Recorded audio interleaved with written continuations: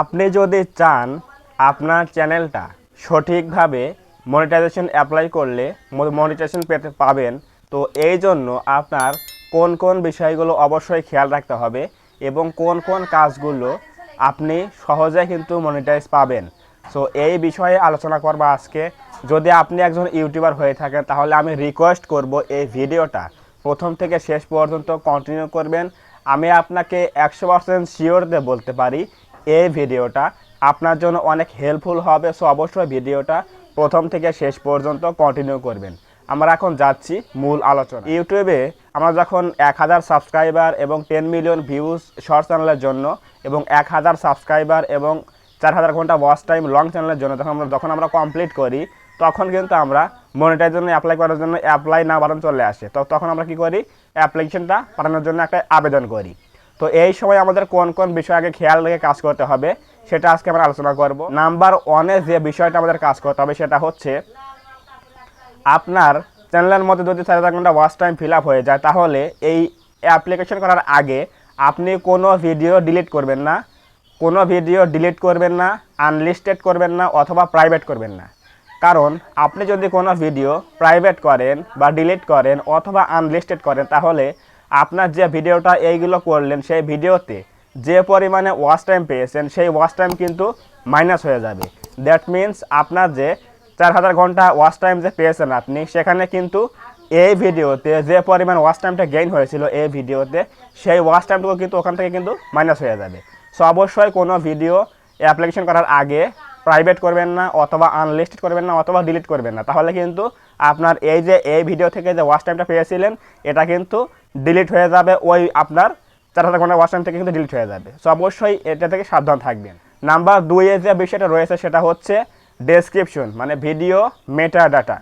ভিডিওর মেটাডাটা হচ্ছে এমন একটা জিনিস যেখানে আমরা ডেসক্রিপশন লিখে থাকি ভিডিও সম্পর্কে।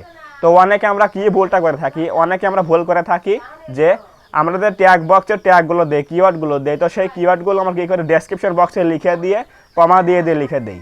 এই ভুলটা কখনোই করবেন না। ডেসক্রিপশন বক্সে আপনি প্যারা আকারে টেক্সট করে লিখবেন, কিওয়ার্ডগুলো বেসিক যে টপিকগুলো রয়েছে সেগুলো লিখে দিবেন, কিন্তু কখনোই কী করবেন না, আপনি কিওয়ার্ডগুলো লিখে লাস্টে কমা দিয়ে লিখবেন না ট্যাগের মতো করে, তাহলে কিন্তু আপনার সেই মেটাডাটা কিন্তু ভুল ধরবে এবং সেখানে কিন্তু আপনার মনিটাইজ কিন্তু নাও পেতে পারেন। সো অবশ্যই ডেসক্রিপশনের মধ্যে কখনো কিওয়ার্ডগুলো কমা দিয়ে লিখবেন না। নাম্বার 3, অবশ্যই খেয়াল রাখবেন আপনার চ্যানেলের মধ্যে প্রত্যেকটা ভিডিও থাম্বনেল এবং আপনার ভিডিও মেটাডাটা এবং কন্টেন্ট, মানে ভিডিও সব কিছু সামঞ্জস্য আছে কিনা, এগুলো আপনাকে কিন্তু অবশ্যই খেয়াল রাখতে হবে। ভিডিওর থাম্বনেল, টাইটেল, ডেসক্রিপশন এবং ভিডিওর কন্টেন্ট সবগুলো আপনি যদি ম্যাচ না করে তাহলে কিন্তু আপনার মিসলিডিং ভায়োলেশন হয়ে যাবে। সো অবশ্যই অ্যাপ্লিকেশনটা করার আগে, মনিটাইজেশন অ্যাপ্লিকেশনটা করার আগে অবশ্যই এগুলো চেক করবেন, তাহলে কিন্তু আপনি খুব সহজেই মনিটাইজটা পেয়ে যাবেন। নাম্বার 4-এ যে বিষয়টা রয়েছে সেটা হচ্ছে আমাদের কি করতে হবে, সেটা হচ্ছে চ্যানেলের যে মেইন যে টপ থিমটা রয়েছে, মানে আমাদের চ্যানেলের মধ্যে যে নিশটা রয়েছে, নিশ বলতে আপনি কিন্তু মিক্সড কন্টেন্ট আপলোড দিলে কিন্তু মনিটাইজ কিন্তু পাবেন না। আমি আজকে দিলেন হচ্ছে গেমিং ভিডিও আপলোড, কালকে দিলেন হচ্ছে আপনি কুকিং ভিডিও আপলোড, এরপর দিলেন হচ্ছে ব্লগ ভিডিও আপলোড, আর এরপর দিলেন টেক ভিডিও আপলোড, তাহলে এইটা মিক্স ক্যাটাগরি হয়ে যাচ্ছে। ইউটিউব টিম কিন্তু মেইন থিমটা কিন্তু আপনার চ্যানেলের মধ্যে অবশ্যই চেক করবে।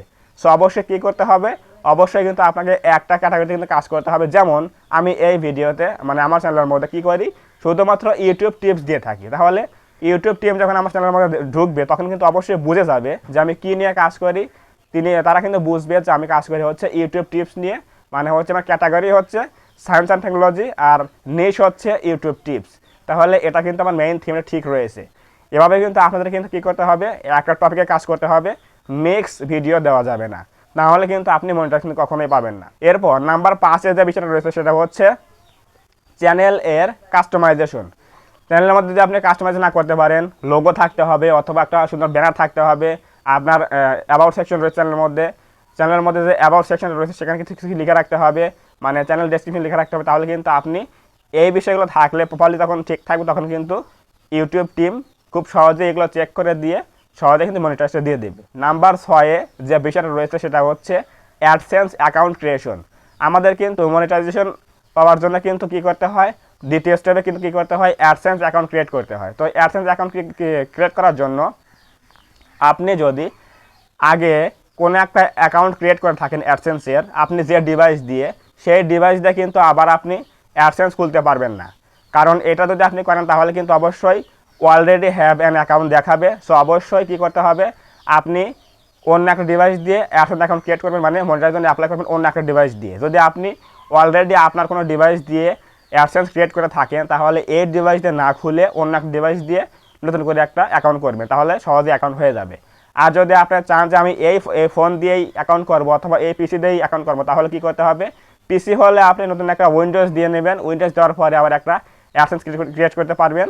এবং যদি আপনি ফোন দিয়েই করেন, যে ফোন দিয়ে আগে করছিলেন একবার অ্যাপ্লাই অ্যাডসেন্স অ্যাকাউন্টের, তো এই ফোনে কী করতে হবে, ফ্যাক্টরি ডাটা রিসেট দিয়ে আপনি ফোনটা রিস্টোর দিয়ে নেবেন, তারপরে আপনি আবার অ্যাডসেন্স যখন ক্রিয়েট করবেন তাহলে অ্যাডসেন্স কিন্তু আপনি অ্যাকাউন্ট কিন্তু পেয়ে যাবেন, অ্যাকাউন্ট ক্রিয়েট করতে পারবেন।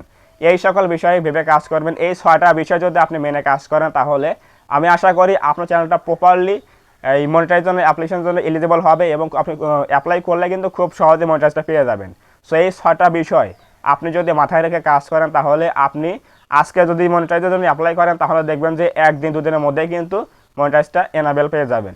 এটাই হচ্ছে বেসিক টপিক, যে বিষয়গুলো আমাদের মনিটাইজার অ্যাপ্লাই করার আগে এগুলো ভাবতে হয়, এগুলো খেয়াল রাখতে হয়, তারপরে কিন্তু মনিটাইজেশন অ্যাপ্লাই করতে হয়।